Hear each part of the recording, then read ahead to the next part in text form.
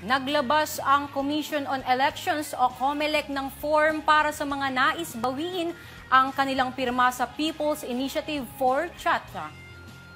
Ayon sa COMELEC, ito ay bilang pagtugon sa hinihinging proseso ni Senator Bato de la Rosa sa pagbawi ng pirma.